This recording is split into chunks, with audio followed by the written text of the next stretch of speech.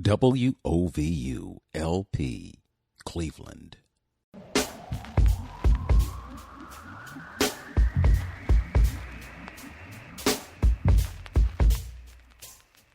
This is Open Door with Vince Robinson.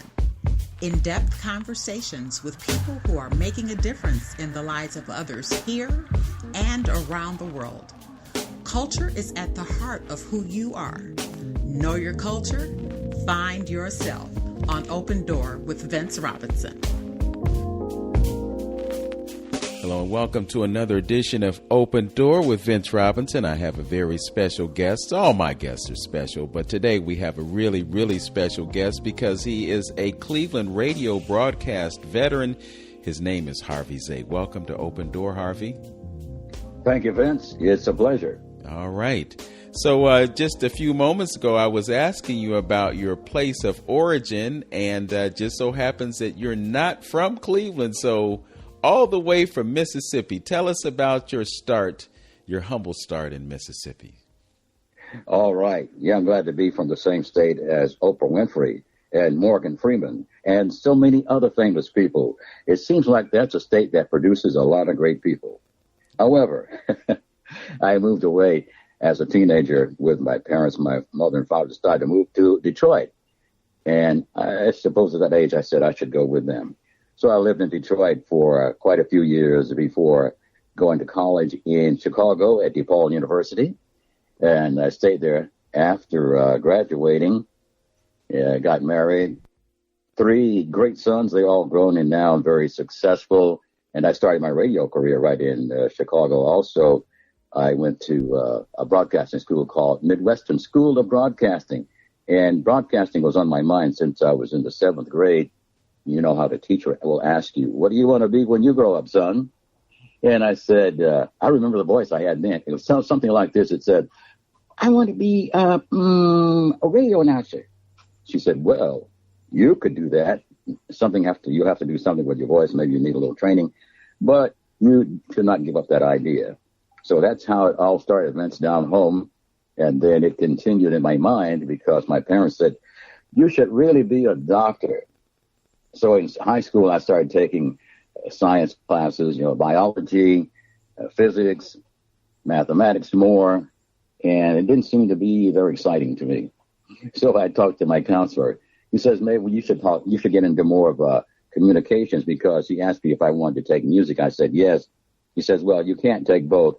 So you either can go into the music department or you can go into speaking communications. I think that'll will fit your plans better. And that's how it all started. Okay, so you abandoned that whole idea of being a doctor, and you said, let me do what I really want to do and not what mom and daddy want me to do. That's right. Okay, so tell us about Mississippi, man. What's the city, man? Represent your hood. Oh, I was born in the country. Oh, well, when I say country, maybe people don't know what that means, in the rural area. But I was only about 10 miles from where Oprah was born. She was in the city of Kosciuszko, as a matter of fact. That's where I went my first few years of high school, Kosciuszko, Mississippi. And the closest town to me was one called West. I always thought that was a direction. And people say, where are you from? And I say, West. They say, well, not from the east, but the west. I said, no, that's the name of the town.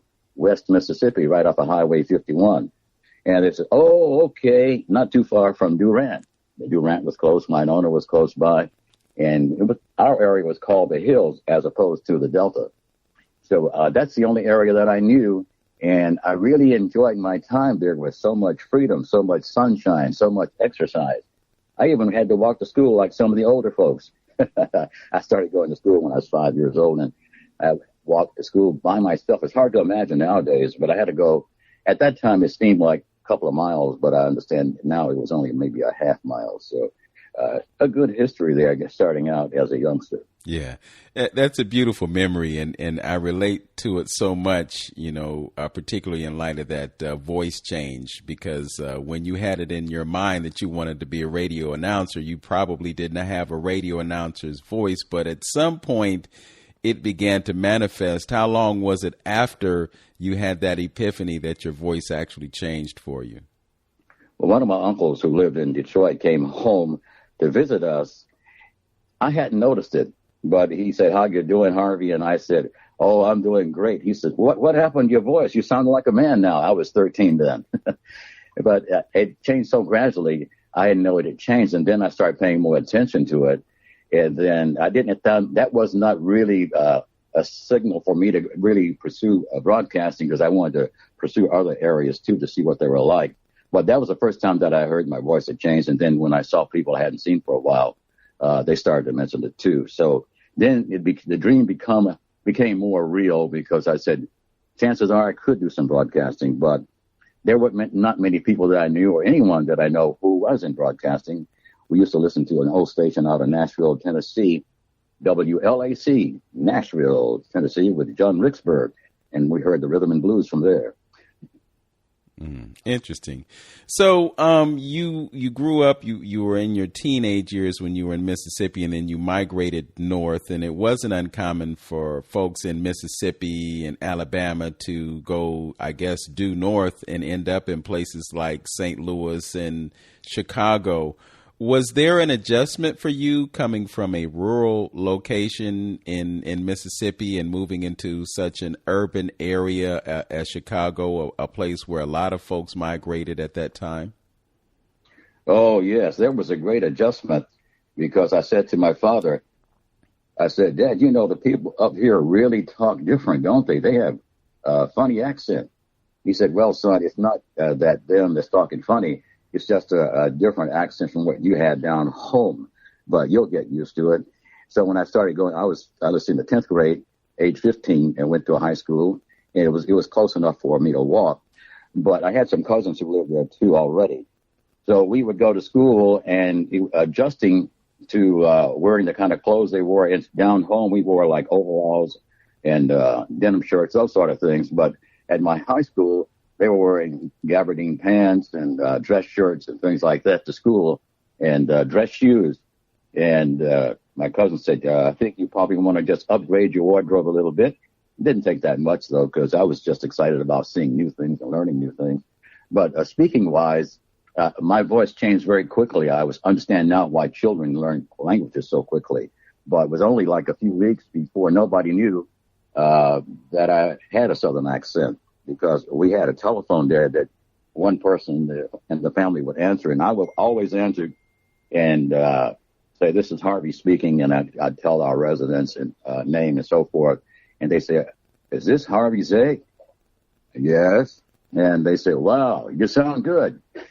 So I started paying more attention to voice then, but I started thinking more about broadcasting as I went through high school. And as I graduated, I went on to a technical school in Detroit, but still I wasn't taking any broadcasting lessons, because I didn't know of any broadcast schools around there, and I heard of one, but I didn't get into broadcasting school until I moved to Chicago.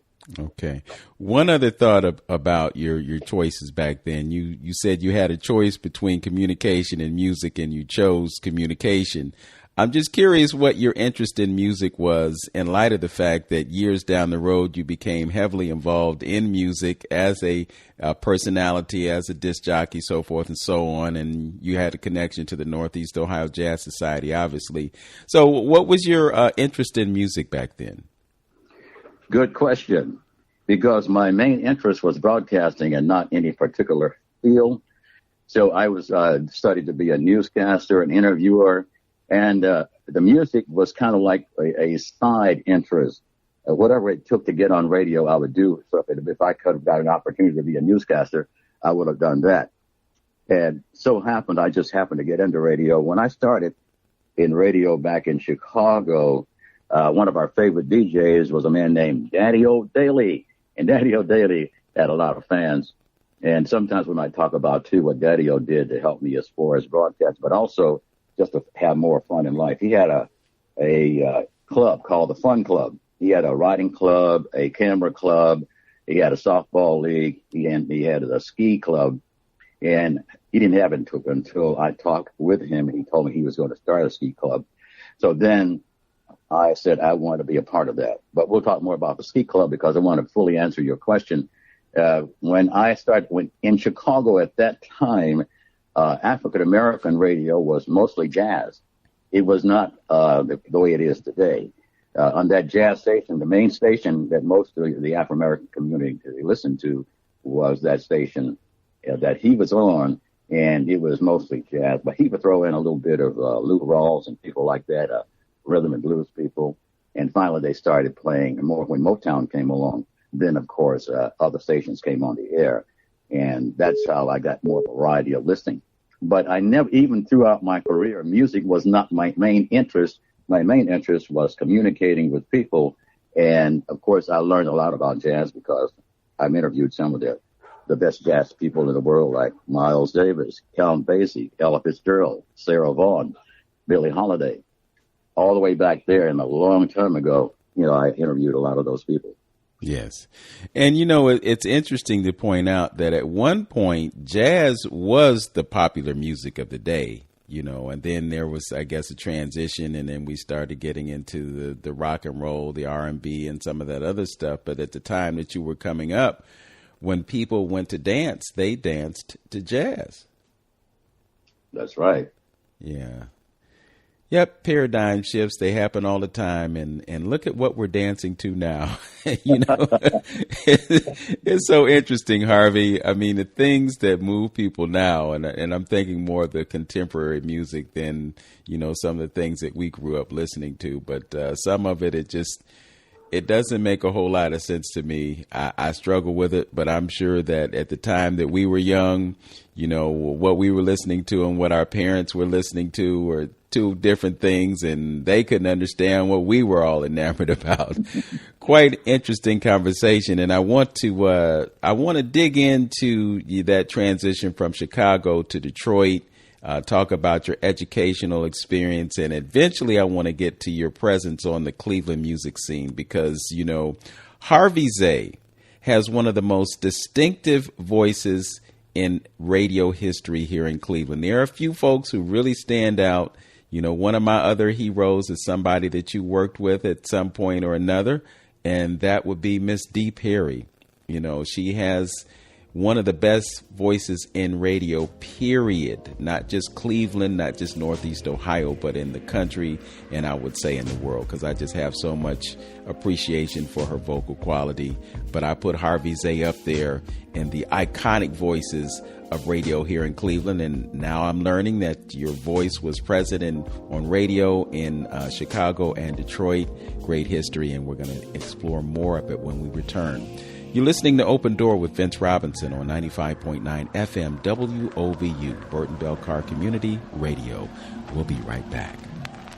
United, and we're United to give you all the information from sports, music, gospel, mental health, financial literacy, anything that you need, we got to hear at WOVU 95.9 FM. Don't forget to download our app right now. Go to your mobile app store, download WOVU. Put it on your phone. This is one of the reasons why you need to listen to us. We are the community. We're for the community. I am your music director, DJ Chris Towles. And thank you for listening to WOVU 95.9 FM.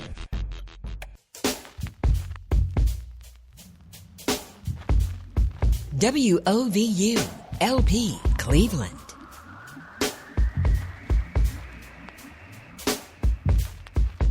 Welcome back to Open Door with Vince Robinson. My guest this morning is Cleveland radio broadcast veteran and icon, Mr. Harvey Zay.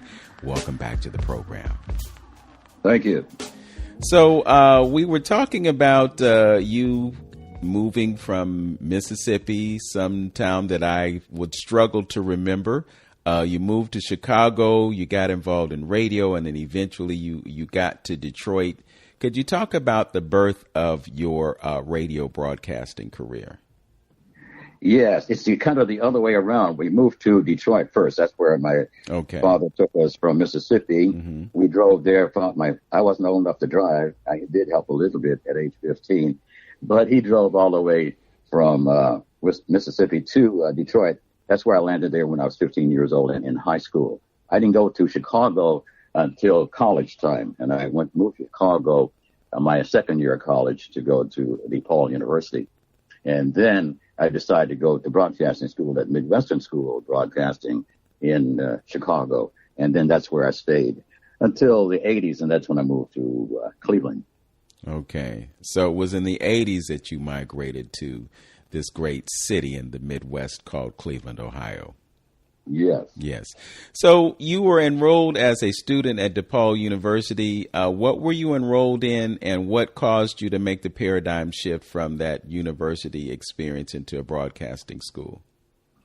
At DePaul, I was into risk management and insurance and financial and economics, various classes, not really focusing on one, but still that was not very interesting there. I got very interested in finances, and you might be a little familiar with the field of life and health insurance.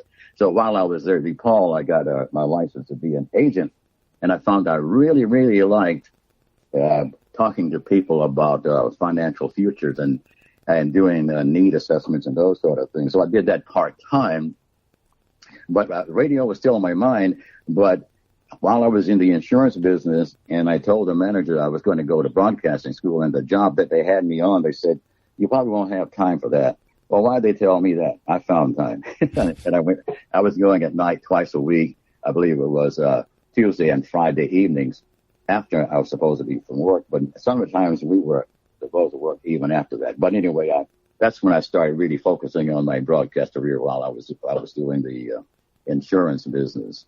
And that's how I went from DePaul to broadcasting school at the same time to the world of insurance selling.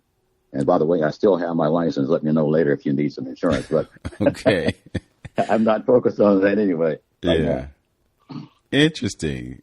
That's so interesting to me because I spent 27 years in insurance myself, and my situation was having 4 jobs in radio, being fired 3 times, and after the 4th time saying, "Look, I need to make some money.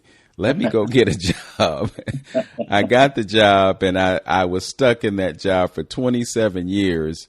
But the whole time I stayed connected to broadcasting, connected to radio. And, it was really kind of my salvation because when I walked away from an insurance, guess what was still there? Radio. There you go. So you end up in Chicago. You go to broadcasting school. What did you get as your first job as a professional radio broadcaster? All right. That's a good question.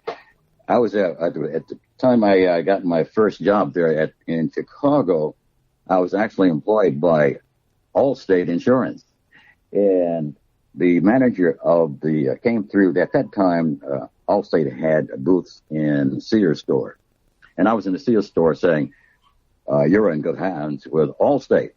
And this manager from the radio station heard me. He didn't think it was me though, because he said, "I just heard a radio, and I know that was not you.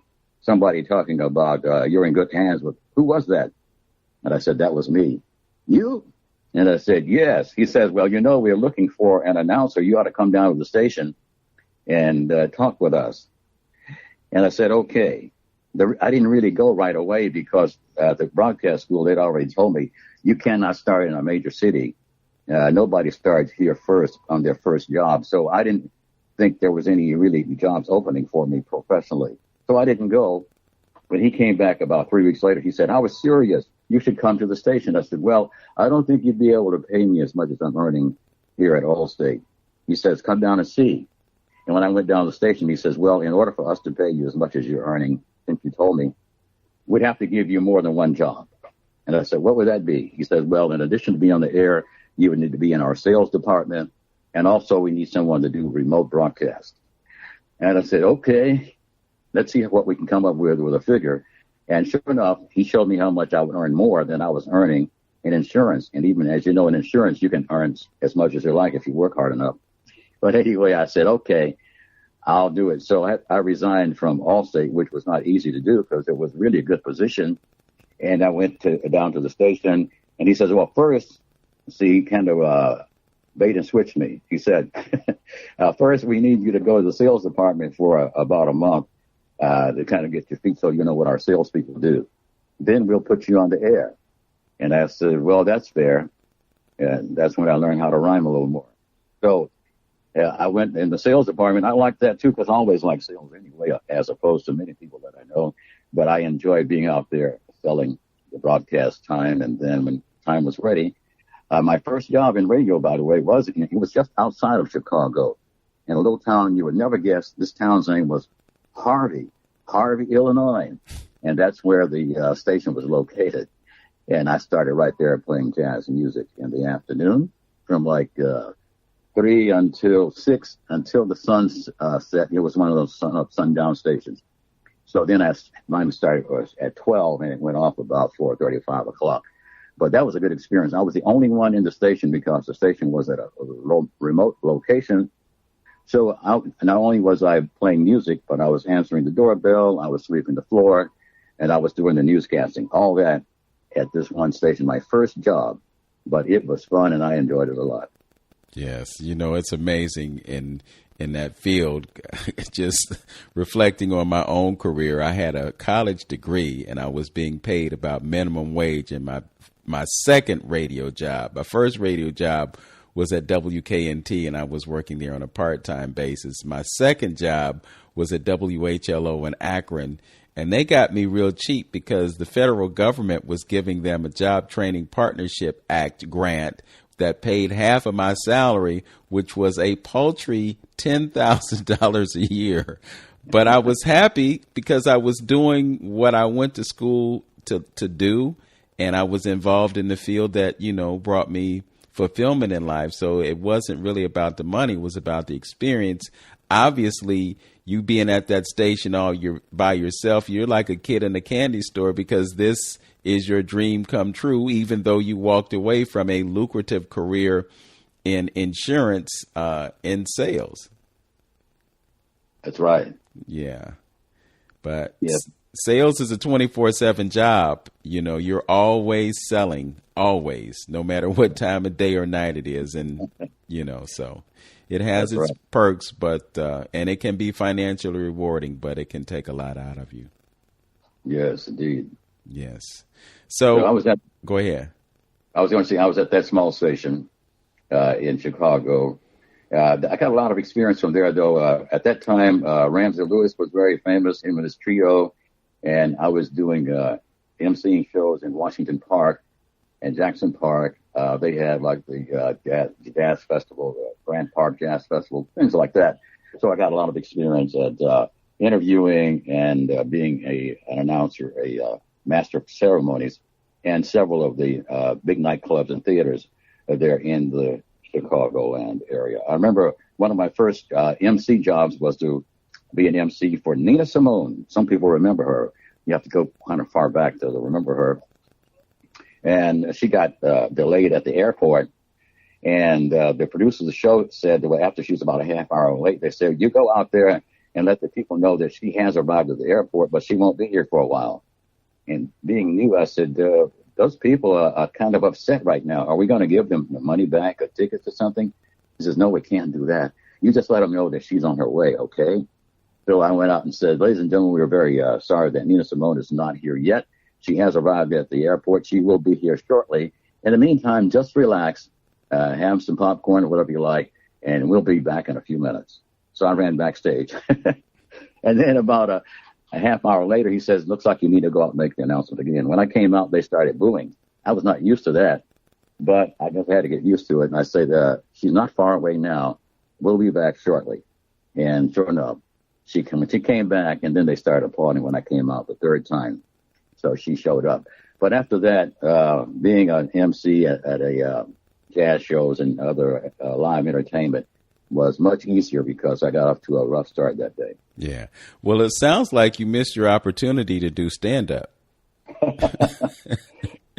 Well, it would have been good if I could have gone out and told a few jokes while they were waiting, though, wouldn't it? Yeah, if you could have come up and done a Bernie Mac at that time and given them a good 15 or 20 minutes, it may have been enough to keep the tomatoes from flying up on stage. That's right. Yeah, so interesting. So you were able to parlay that little job that you had at the radio station into becoming an MC, hosting folks like Ramsey Lewis and others. And Chicago, if my memory serves me correctly, is a big jazz town. So it must have been kind of kismet for you.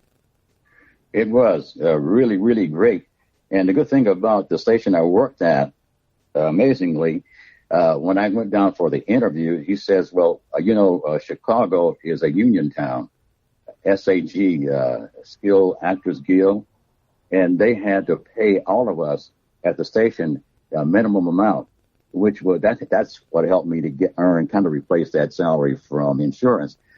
And that was really good because my earnings were more than most of the salespeople were earning, and they had the opportunity to earn more than they were earning whenever they wanted to. But anyway, that was really a good start for me because my income was at a pretty high level on my first radio job, which was really amazing. So I stayed there until I came to Cleveland. I was only at that one station. There was just a little bit of time in between because I had come to Cleveland. I saw this ad from NPR, and I didn't know if I'd get the job in Cleveland. But what I did was I applied. There was a manager for the station WCPN 90.3 where there was jazz in the daytime and some at night. And I came in as a jazz music director. Actually, just one title was music director at WCPN in Chicago. And that's how I moved from Chicago to Cleveland. And by that time, I had a lot of experience. And then I was emceeing shows at the Playhouse Square, the State Theater, places like that. And I was even emceeing shows out at the zoo with a man named John from down at 6th Street Under. John's Story. Yeah. We're going to talk about that transition into Cleveland because you just opened up I don't want to call it a Pandora's box because it was anything but negative. It was actually more opportunity and more fame and fortune for our guest, Mr. Harvey Zay, Cleveland radio icon. We're hearing his life story, and we're going to get back to more of it when we return. You're listening to Open Door with Vince Robinson on 95.9 FM WOVU. Are you or someone you know in need of help? Here's a resource you can turn to. The Thea Bowman Center has been serving the community for over 50 years and provides services to help support Mount Pleasant and surrounding communities of all ages. Some of these programs include adult education like GED, computer classes, food pantry, senior outreach, youth after school, and summer programs, and much more. Are you a Cleveland resident in need of a GED preparation, a food pantry, youth or senior programs? Then call the Thea Bowman Center at 216-491-0669 or visit theabowmancenter.org. Call the Thea Bowman Center at 216-491-0669 or visit theabowmancenter.org to register today. This message is brought to you by the Thea Bowman Center and WOVU 95.9 FM, Our Voices United, a Burton Bell Carr community radio station.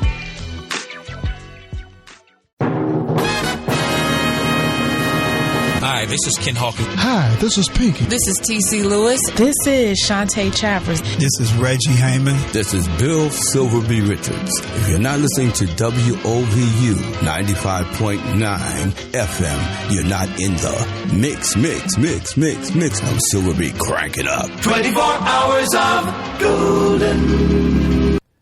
Welcome back to Open Door. Vince Robinson here with my guest, Harvey Zay. And as I have said so explicitly, he is an icon in Cleveland radio. We have just learned that he had a great career in Chicago, one station, or somewhere near Chicago, one station. And then he finally made it to Cleveland, and then the doors opened up, and he landed a gig at WCPN 90.3 FM. And then the rest is history. So talk about your start there at WCPN and how things evolved from there. Okay. Yes, when I saw the ad about needing an announcer in Cleveland, I have a cousin who lives in Cleveland. Her and her husband had a recording studio here called Bodie's Recording. Some people know about it over on Union Avenue. So I asked her to check around other stations too, WJOB and a couple other stations. And she said, I checked with about 3 stations, but they liked your tape that you sent to WCPN. And she told me the manager's name. And I had sent a resume and a audition tape. I had one for announcing for news and one for being a DJ. So he said, we need a DJ more than we need, or he said a music person more than we need news. So I flew into Cleveland to speak, have a meeting with the manager, station manager. And he says, we would like to hire you. He didn't take long to tell me that I was hired soon after I walked in. And then I said, well, I can't move right away. At that time, I only have one child. My son was a baby, and he didn't tell me right away when I left. He says, well, you're hired, and we'll talk to the other. I guess he was because there was another person who was a station manager, so he apparently was a program director or something like that, another title. But anyway, he called me a few days later and said, can you come next month? Now that was in March. He says, can you come in the next couple of weeks? And I said, no, I can't come right away because we hadn't planned to do any moving before the summer. And he says, well, the reason I'm asking you is because none of the people on air has had a vacation in the last year. And we need someone to come as quickly as possible. And I said, I wish I could. At that time, let's see, was Dee Perry there? I think she was there. Either she came a little later, but Mike Love was there. And there were a couple other people like Jennifer Stevens and 2 or 3 other people that used to be. They weren't there too long after I got there. But anyway, I didn't come until June. And then when I came in June, people started to take vacations, and I was working long hours then. But that was okay. I liked that pretty well. The shifts were only like 3 or 4 hours a piece. And I started out as a music director right away. And that was good because it was more income also. So then that's when I also got into doing MC work. They saw what I'd been doing in the past in addition to being on the air. And that's how I got in, really. And like you said, the Ohio Jazz Society, Northeast Ohio Jazz Society, I became a member of that. And it just kept moving and a lot of fun. I was at that time, too, when I came in the 85, it was 1985, there were quite a few neighborhood jazz outlets, like I believe called Native Son over on Kinsman, and there were places on 116th Street, and there were people on Euclid Avenue, and so forth, where they had live jazz. I remember on one of the clubs in Cleveland, Buckeye, they put a marquee with my name on it to be there every Tuesday for a jazz night. Or even after I left, they still had it there. But that was kind of unusual and fun, too, because people kept saying, I see your name, I see you're on the Buckeye every week. And, of course, I was there then. And later on, after I was not there, I said, well, I used to be there. But that was just one of the neighborhood places that hired me to be their regular. And then my job then to be there was merely just to introduce the acts and bring them back on stage, and then I could leave. But in the intermission, I gave away CDs. At that time, the record companies always gave us more than one CD. They would give us 4, 5, 6, 7, 8. We only needed one, but we kept 2 or 3, and then we could give away the others. So when I'd go to these places, I had plenty of CDs to give away. And to give them away, all I did was say, anyone whose first name has 7 letters, then you are a winner. Only a few people with 7 letters in their first name. They had to show me some ID. And then sometimes I'd say, if you have these 4 numbers on a dollar bill, you're a winner also. And they'd look real hard. In about a few seconds, someone would run up and say, I have it. And then I would look at the dollar bill. I said, you only have 3 of those numbers. They said, oh, sorry. And then, but it was a lot of fun for me and them, too, I think. But it turned out to be a really good move to Cleveland. I really enjoyed it. And I have quite a few relatives in Cleveland, too. I've been here several times for family reunions. So we just really enjoyed moving into the beautiful city of Cleveland. And we didn't know if we were going to continue to stay. But after being here for a while, later on, there were another son. I had another son there. And then a third son, 3 sons. And we had originally planned to actually move back to Chicago. But then we said, we think they will be safer here in Cleveland. So we looked for a nice home, found one in Pepper Pike, and we just had a lot of fun being in the Cleveland area. Yes. So, wow, I wish I had known. My first name has 7 letters in it. I could have gotten a CD. That's right. Yeah, that's interesting. So, you became the music director. How did that differ from other situations that you had working in radio? Well, that was kind of a continuation. I had worked up to music director in Chicago before I got to Cleveland. And when they saw that, they thought that I had a lot more experience. As you were saying, Chicago being more of a jazz city. And then we had played strictly jazz there. So I had experience already as being a music director. In Chicago, they didn't call me jazz music director, just director, but that's all we were playing anyway, was jazz. So then the people who were on the station, they didn't really know that the DJs were not really that much instilled in jazz. Like some of them came from WJMO and other stations that I don't remember exactly now. They had been, but they were playing mostly R&B. Yeah. So explain to the folks out there listening what a music director does. Okay, that's a very good question, because being a music director certainly means that you can't come in at the last minute and do your show and go home. And so being a music director, we had to decide which music we were going to play and the music we were not going to play. And when I started, taking money was out of the question. They had put a couple of DJs in jail or something. And so sometimes the record companies would persuade us, but they would not offer us any money, and we didn't want them to do that either. But anyway, the music director just decided what music would be played and what would not be played. And sometimes a program director, which was actually over the music director, would get involved, but our program director didn't know anything about jazz. So that gave me the full range of just deciding what we would play. So my job was to make up a list of music that we would play, and we would only play basically that music. In the meantime, these record promoters, they were coming to the station on a regular basis from about 4 or 5 different companies and introducing their music and getting me to put it on our playlist. And some I did, some I didn't, because they didn't live in town most of the time. They were coming in from New York, California, and so forth. But then what they would do also is invite us as music directors, not only me, but other stations, music directors would come to New York. I remember staying at a really great hotel there, and they would wine and dine us and tell us what's coming out next and thank us for playing the music they had. And then I go to California and then meeting with the music promoters out there. But most of them were coming to the station.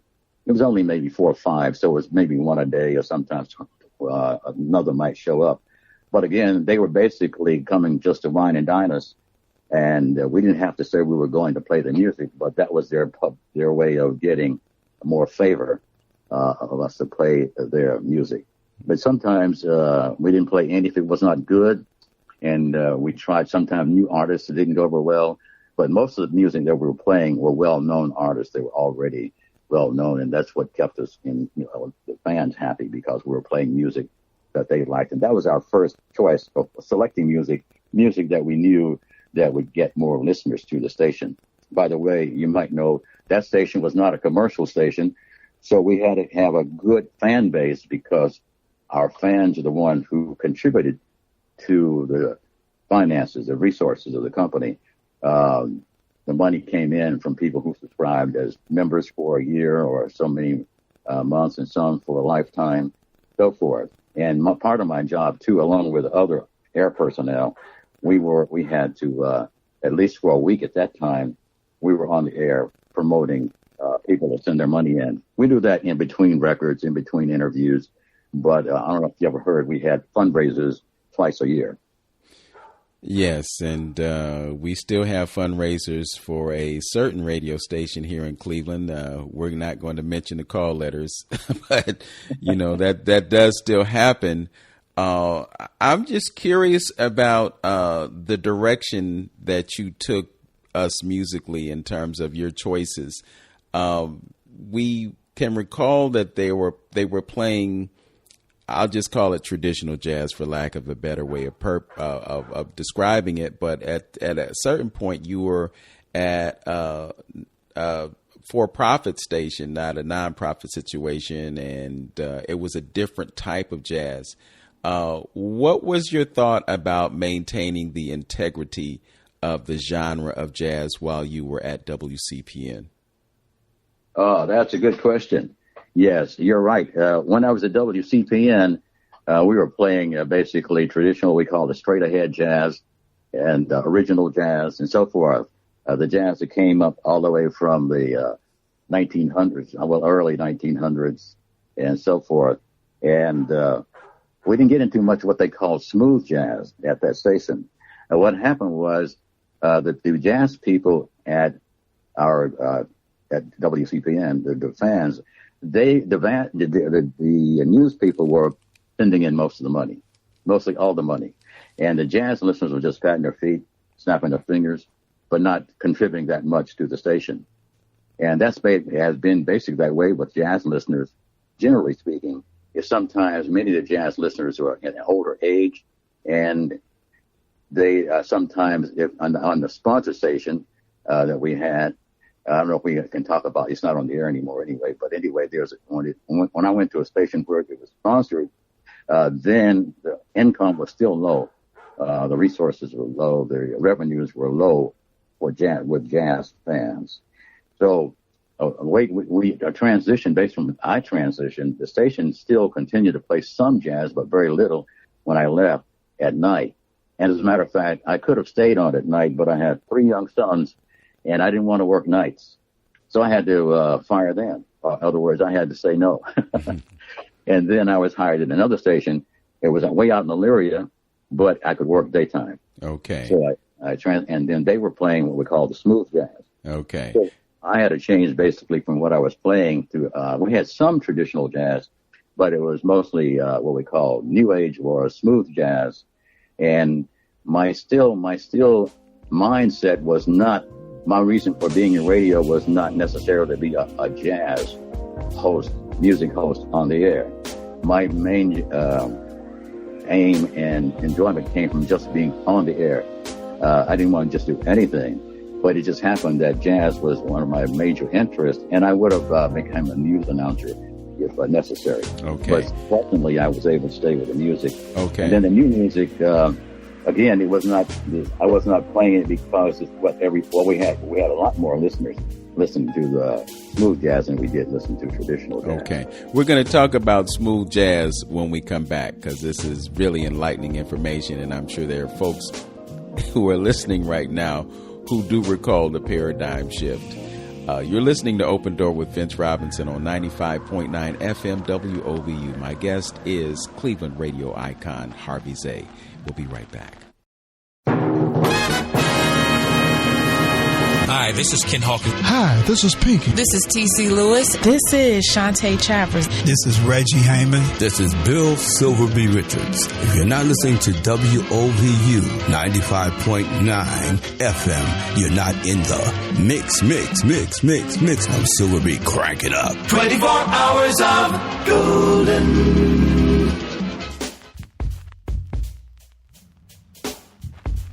Welcome back to Open Door with Vince Robinson. My guest is Cleveland radio icon, the iconic voice of Mr. Harvey Zay. Welcome back to the show. We were talking about your stint at WCPN 90.3, which is now something else. But there was a time when you left CPN, you just explained to us that you had 3 boys that were growing and they wanted to stick you on the night shift, and that just wasn't conducive to a good family life. So you chose to fire them instead of the other way around. And somehow you ended up at 107.3 WNWV. It did become something else at a future point in time, but let's talk about your history at the Smooth Jazz Station and the support that you got from the community, because the jazz heads just weren't coming out of their pockets to support jazz on a public radio station. All right. Yes, one of the causes of the transition, so to speak, is from the record companies. The record companies started making more money because the older jazz performers were fading away fairly quickly, but the new performers, and many of the traditional jazz lovers and musicians sometimes complain about how little practice it took and how little training it took to play the smooth jazz, so to speak. So the records were coming out pretty quickly with the new artists coming on the scene, and younger people were getting into the music. We have only a few young people continued with the traditional jazz, and we call the straight ahead jazz. But that also kind of boosted more jazz fans. Like the Wave was extremely important station and a very popular station for people. The one we just mentioned, 107.3, the Wave. People really gravitated to it, but still, there was still that challenge of not really getting the kind of support that one would need to run a station. So the Wave was going on for a long time. I was there quite a lot of years. I don't know if you count them now. And then it went off the air for a while as a lack of revenue. And it was off for a few months, but that station did not go out of business. It right away. It would play something else for a while, but then went out of business. And for, I don't know how many months it was, doesn't seem very long before a station out of Akron, Ohio, picked up that signal. And then it was still the Wave because they took a survey and people said, that's the station that's missing. That's the one we miss the most. So they said, we'll buy it. They bought that signal, somehow, however that works. And they had a different studio out in Independence, Ohio, which was good. And we continued there as long as we could until not too long ago, they changed the format where they could make more money. But back to the subject of the way the music changes, several factors. The biggest factor, I think, basically is the recording companies, because not many new people were coming into the area of jazz, playing jazz that much or taking an interest in it. But the younger people, they like it being a little easier to play smooth jazz, and there were a lot more listeners. In the original jazz, it was rumored that the men liked the jazz music more than the women.